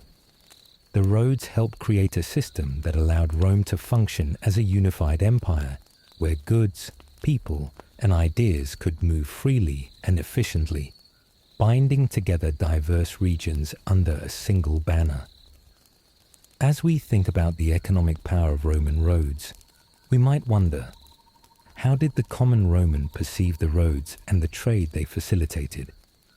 Were the roads just part of the daily landscape, or did they recognize them as symbols of Roman achievement, as pathways to both opportunity and control? Did the average citizen understand the ways in which these roads shaped their lives? Or were they simply a backdrop to the day-to-day existence of Roman society? The Roman road system, though constructed to serve the needs of an empire at its height, has left an enduring legacy that stretches far beyond the ancient world. The influence of Roman roads can still be seen in modern transportation networks, urban planning, and even in the cultural connections that bind societies together today. The roads were not merely functional paths to connect places. They were symbols of Roman organization, power, and resilience, and they helped lay the groundwork for the modern world in ways that we often overlook. First and foremost, the technical expertise of Roman engineers continues to influence the way we design roads and infrastructure today. Roman roads were constructed with precision, employing advanced techniques that ensured their longevity. The use of layers of gravel, stone, and sand for drainage and durability was ahead of its time. These methods were designed to allow for the long-term use of the roads, with maintenance being an ongoing necessity. This focus on long-lasting infrastructure directly influenced modern road-building practices, which still rely on similar materials and techniques to ensure that roads can withstand heavy traffic and the forces of nature.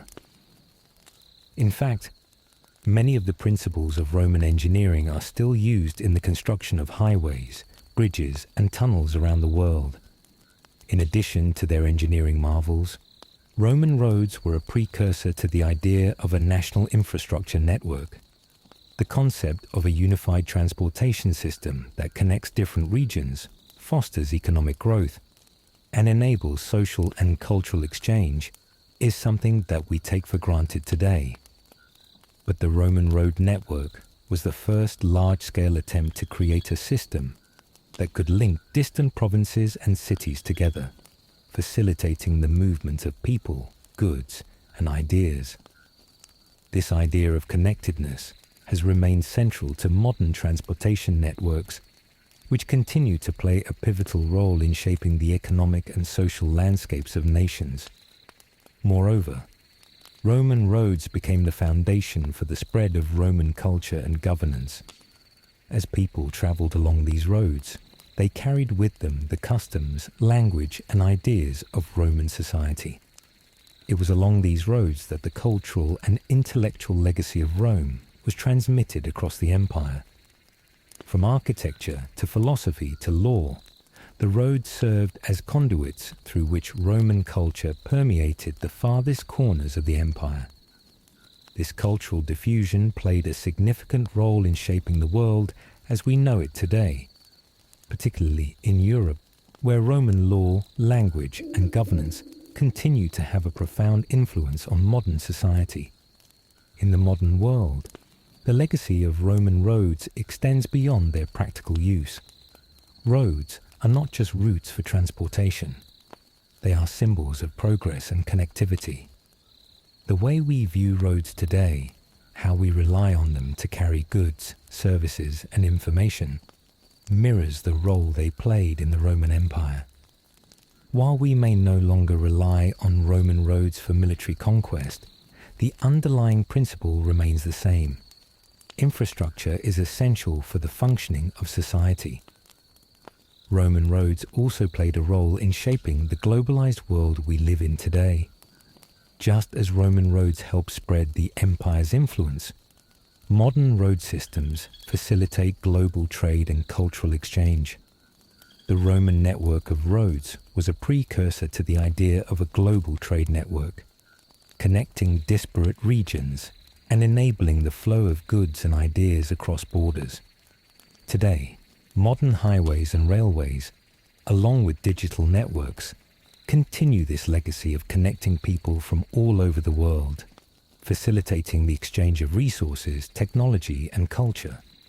But even as the Roman road system laid the foundation for much of modern infrastructure, it is important to consider the darker side of its legacy. While the roads enabled the Roman Empire to function efficiently, they were also a tool of imperial control. The roads represented Roman power and authority, reminding all who traveled on them that they were under Roman rule.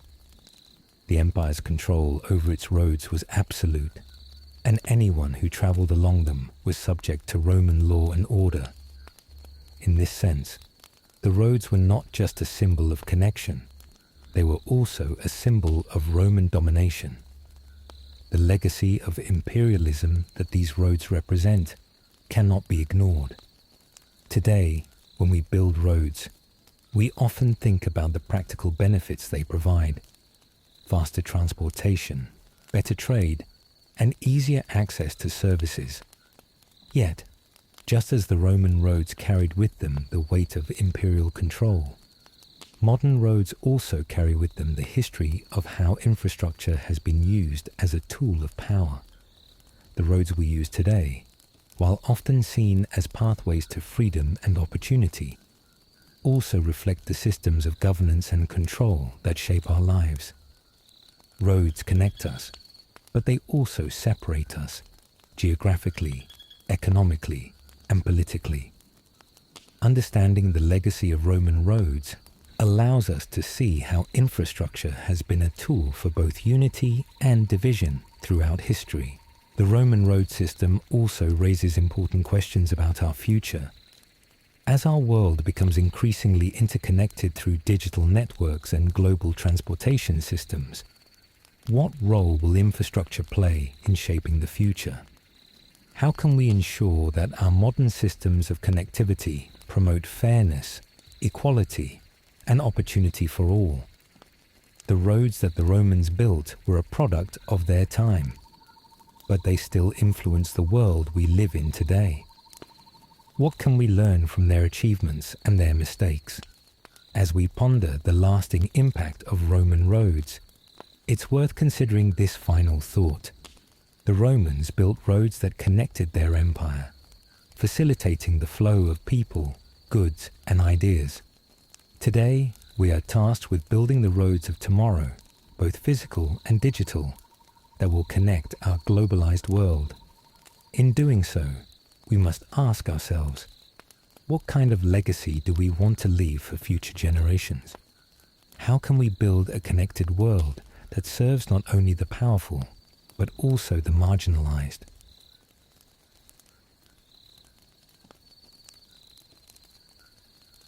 When we think of the Roman Empire, we often focus on the great military leaders, emperors, and warriors who built its fame.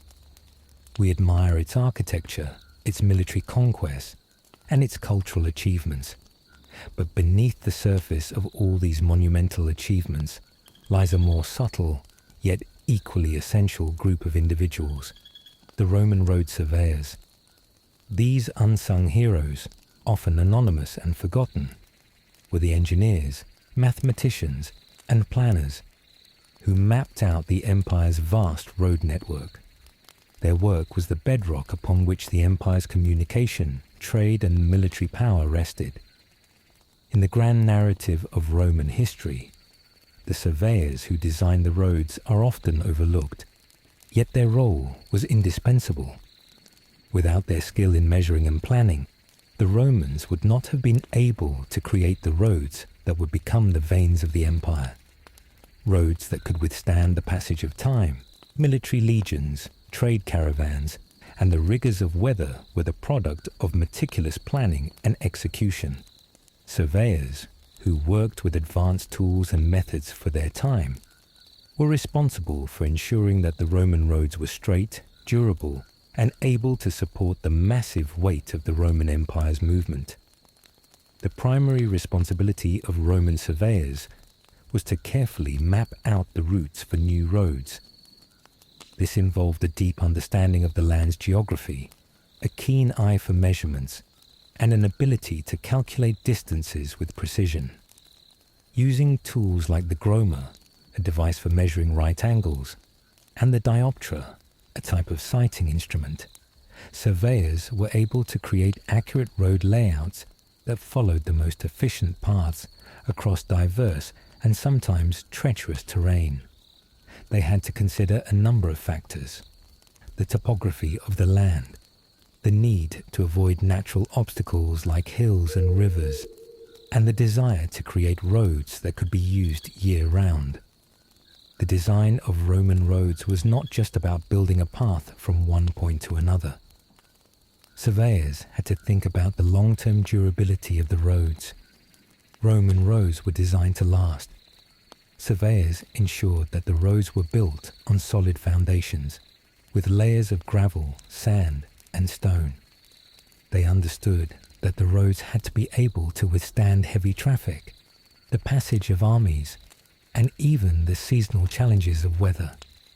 They ensured that the roads had proper drainage systems to prevent flooding and erosion.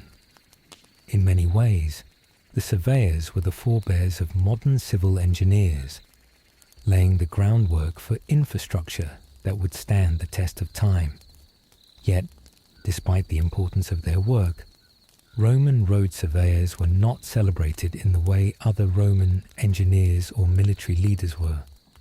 They were often seen as mere functionaries, performing a task that was considered too technical and not glamorous enough to merit attention.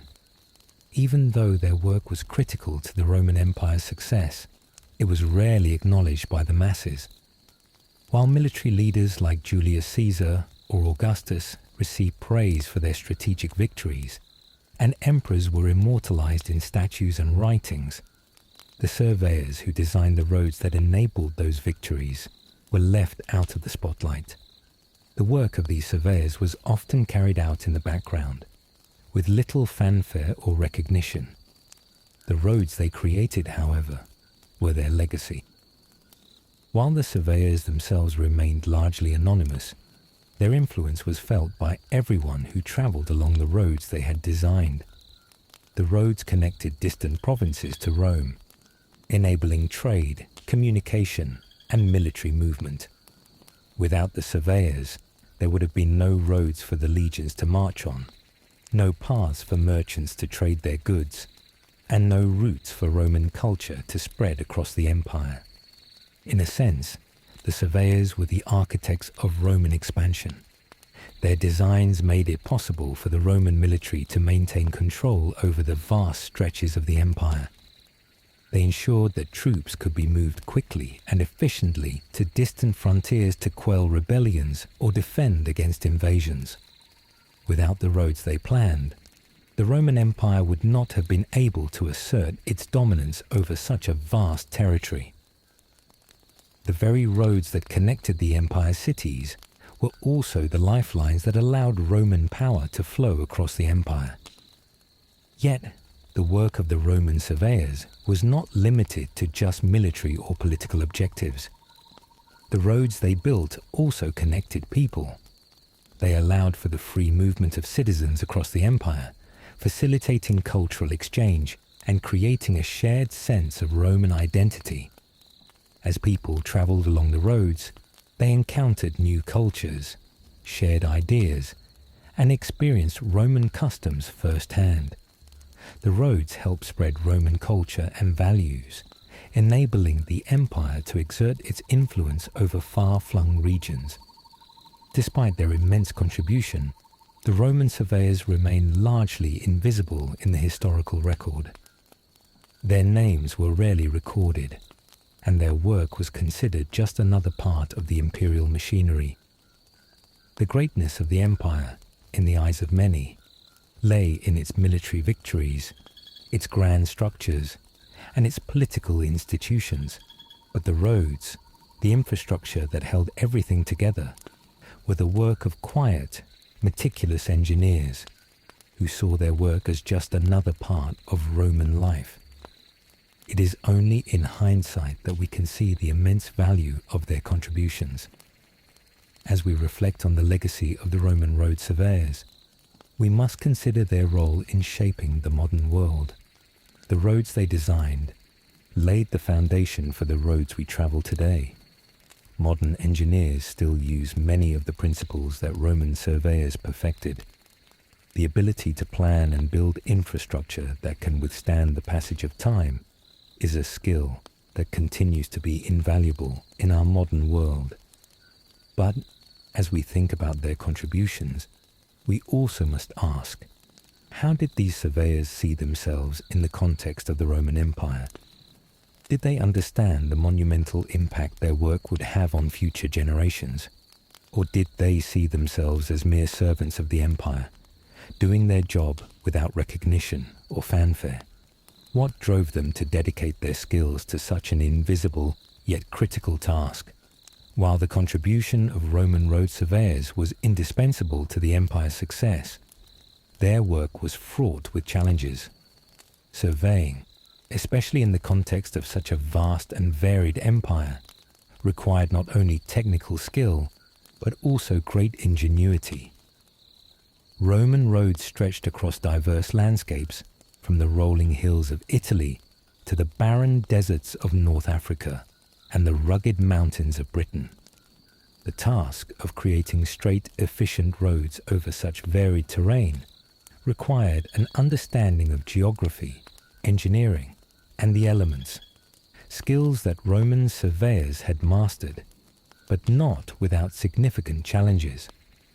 One of the primary challenges faced by Roman surveyors was the varying topography they encountered. Unlike modern surveyors who benefit from advanced technology like GPS and drones, Roman surveyors had to rely on basic tools like the groma, a device used to measure right angles, and the dioptra, a type of sighting instrument. These tools, though advanced for their time, had limitations. Surveyors had to measure distances and alignments manually, often walking through forests, climbing hills, or navigating difficult riverbanks to ensure their roads followed the desired path. At times, this meant crossing mountains, which posed the risk of landslides, floods, and other natural obstacles that could disrupt the work.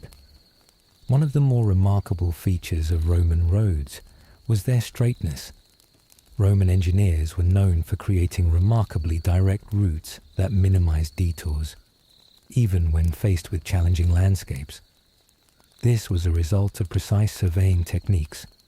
In some cases, roads were constructed in a straight line regardless of the natural terrain, when the landscape made it impossible to build directly. Roman surveyors would plan tunnels, bridges, or viaducts to maintain the straight path. The straightness of Roman roads, especially in difficult areas, has been considered an engineering marvel, but it also required surveyors to think creatively and overcome significant geographical obstacles. In mountainous regions, Roman surveyors had to carefully plan the road's route to avoid steep ascents and descents. The construction of bridges and viaducts was particularly critical in these regions. These bridges, constructed with the same precision as the roads themselves, allowed travelers to cross valleys and rivers, ensuring the road system remained uninterrupted. But building bridges was no small feat. Surveyors had to account for the materials available, the width of the river or valley, and the weight of the traffic that would eventually pass over it. Even the placement of each stone had to be carefully considered, as the roads were designed to withstand the massive weight of Roman legions and their heavy equipment. On the flatter lands, Roman surveyors had to deal with different challenges, such as ensuring that the road remained level, even in areas prone to flooding. Drainage was crucial for maintaining the road's integrity. Roman roads were built with a slight camber or curve in the middle, allowing water to flow off the sides. This design required careful planning and constant monitoring, especially during the rainy seasons, when roads could quickly become impassable due to floods. Surveyors often had to oversee the maintenance of roads after they had been constructed, ensuring that drainage channels remained clear and that roads did not become blocked by debris. The process of surveying and building Roman roads also posed logistical challenges. Surveyors and labourers had to work together in harsh conditions, often far from the comforts of Roman cities. The weather could be extreme, with scorching summers and freezing winters. The lack of modern comforts like proper shelter or access to medical care meant that many workers faced illness, injury, or exhaustion. Despite this, the work continued, driven by the empire's demand for efficient roads that could serve both military and civilian needs. Roman surveyors also faced a unique challenge in that they had to balance the demands of the empire's political and military leaders with the practical limitations of the terrain. Sometimes, political considerations would demand a road be built in a particular area, even if the terrain made it difficult or impractical. This added another layer of complexity to the surveyor's work. In these cases, surveyors had to find creative solutions to make the route feasible, often turning to the construction of tunnels, viaducts, and other engineering marvels to meet the demands placed upon them. Despite these challenges, the work of Roman road surveyors was essential to the functioning of the empire. Without their skill and ingenuity, the empire's vast military system would have been hampered, trade would have been severely restricted, and communication between regions would have been slow and inefficient. The surveyors' contributions were critical in ensuring that the Roman Empire remained cohesive and able to respond to internal and external challenges quickly.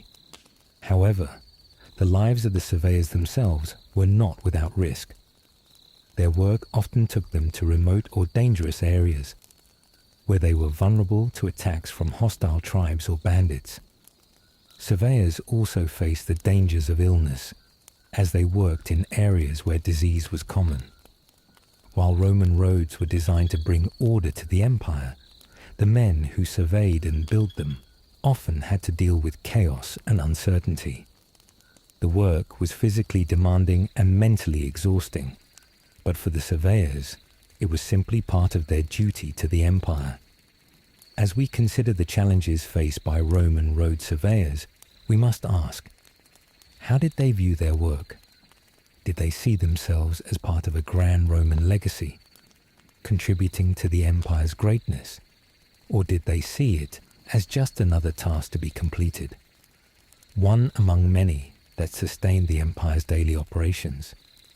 What motivated them to keep going in the face of such difficulties, with little recognition or fame to look forward to.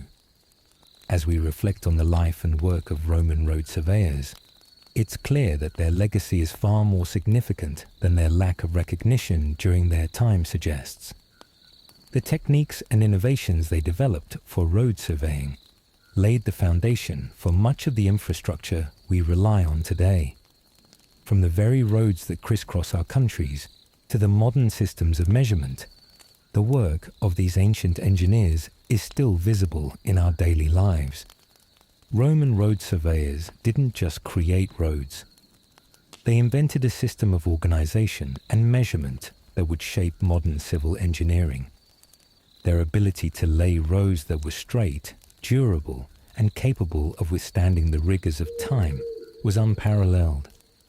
The precision with which they surveyed and constructed roads was based on a deep understanding of geometry, geography, and engineering. Many of the methods used by Roman surveyors, such as the use of surveying instruments like the groma and the dioptra, served as the precursor to modern surveying tools and techniques. One of the most notable contributions of Roman surveyors was the development of the concept of standardization. Roman roads were built to a standard width, with consistent materials and designs used across the empire. This standardization made it easier for soldiers, traders, and travelers to move across the empire, regardless of where they were. Today, this principle of standardization is a core concept in modern infrastructure planning, from highways to railroads to urban roads. The importance of consistent, reliable road systems is something we take for granted, but it was the Romans who laid the groundwork for these systems.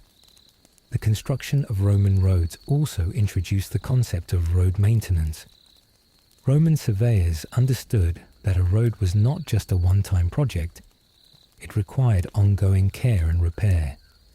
This idea of road upkeep as a continuous process influenced the way we approach infrastructure maintenance today. Modern cities and nations regularly assess and maintain their road networks, recognizing that, just as the Romans did, constant attention is needed to keep roads functional and safe. Roman roads also introduced the idea of accessibility and connection.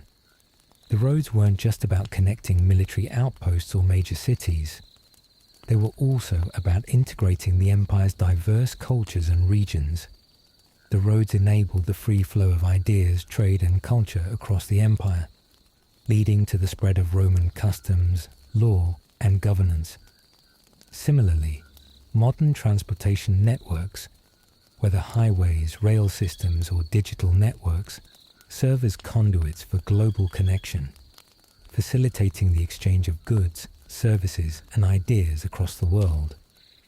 The principle of creating networks that connect distant parts of a society or civilization, whether physical or digital, owes much to the Roman road network.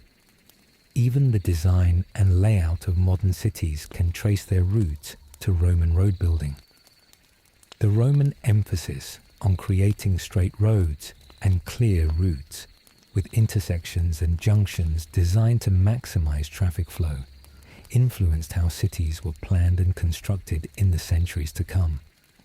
In fact, many European cities, especially those built on Roman foundations, still bear the marks of Roman road layouts, where streets often intersect at right angles and roads lead to important landmarks or city centres.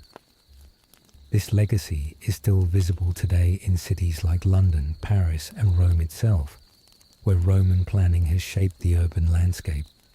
The roads also represented a symbolic connection to Roman power and control. Just as the roads physically linked different parts of the empire, they were a powerful reminder of the empire's vast reach.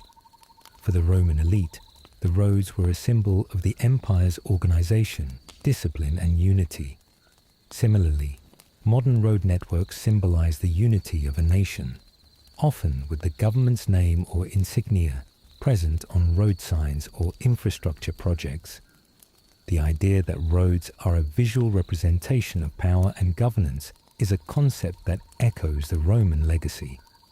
As we consider the cultural and architectural legacy of Roman road surveyors, we must also reflect on the societal impact of their work.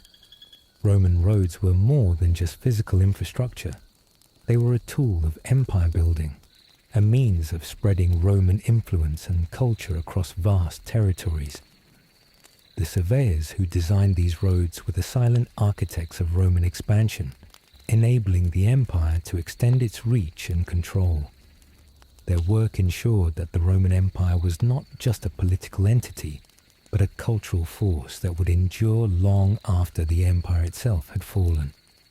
Today, we often overlook the roads beneath our feet. We take for granted the highways that connect cities, the railways that span continents, and the internet that links us across the globe.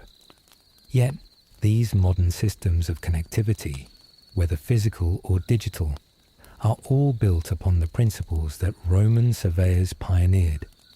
The efficiency, precision, and connectivity of Roman roads are the foundations upon which our modern infrastructure is built. As we think about the lasting impact of Roman road surveyors, we should ask ourselves, how can we continue to build infrastructure that connects and unites us, just as the Romans did thousands of years ago?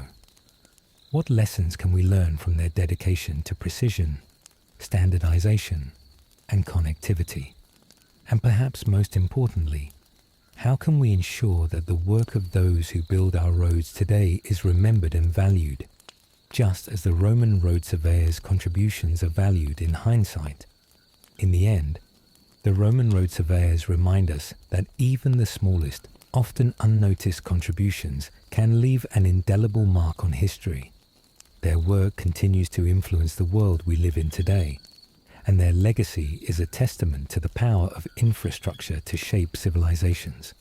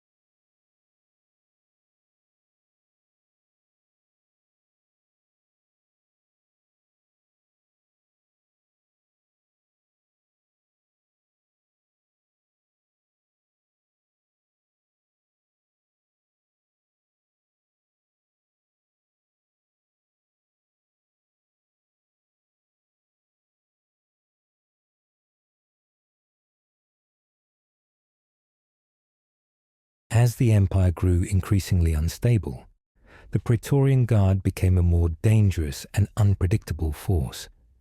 In 312 CE, Emperor Constantine famously disbanded the Praetorian Guard after his victory at the Battle of Milvian Bridge, where he defeated his rival Maxentius. Constantine's decision to disband the Guard was both symbolic and practical. By removing this powerful faction from Roman politics, Constantine sought to weaken the militarization of imperial succession and diminish the Guard's ability to meddle in matters of state. However, the fall of the Guard did not signal the end of internal factionalism. Instead, it marked the beginning of a new chapter in Roman politics, one where the military's power was now centralized in the emperor's own hands. The power vacuum left by the Praetorian Guard's disbandment was quickly filled by a new class of military officers who gained increasing influence in the empire.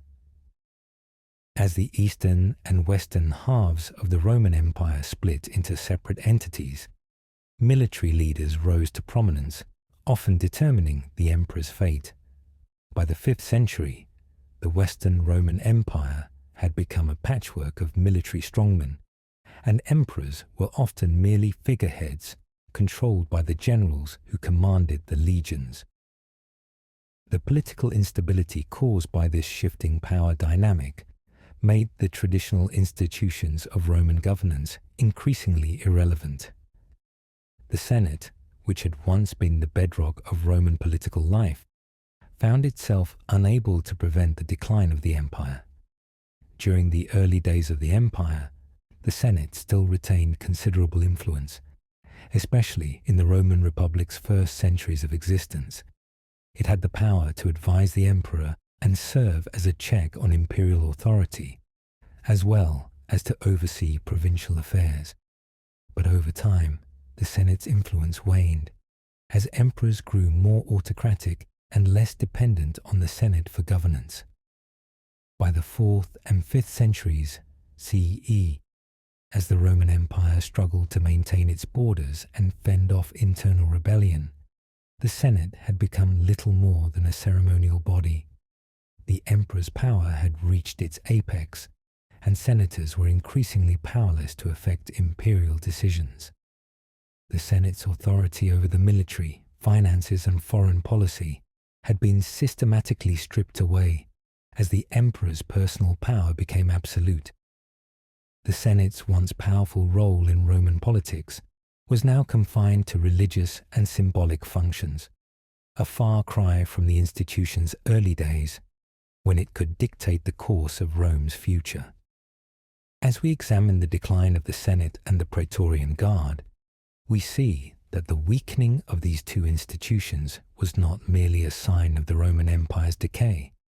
It was a symptom of a larger transformation in the nature of power in the empire. The decline of the Senate reflected a shift away from collective governance toward personal autocratic rule.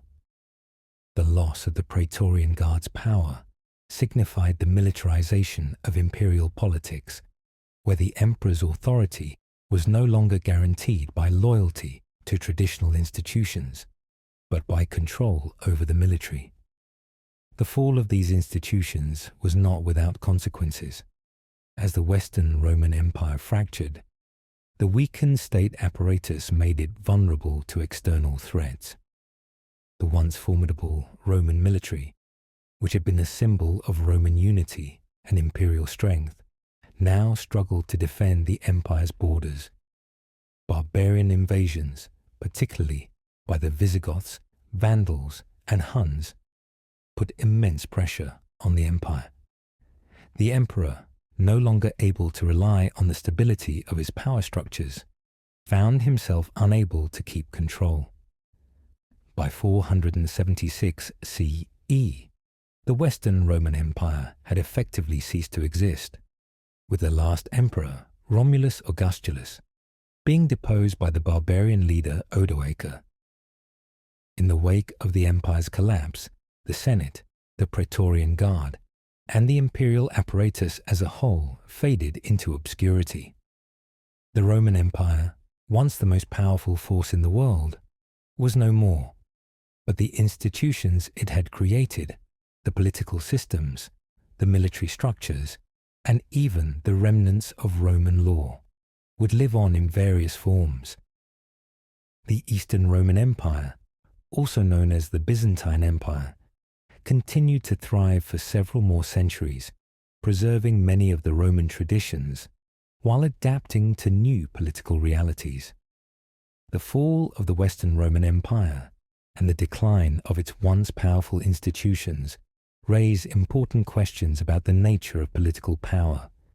What happens when the institutions that once held an empire together begin to falter? How do political systems adapt to the loss of control? And what role do factions and power struggles play in shaping the destiny of an empire?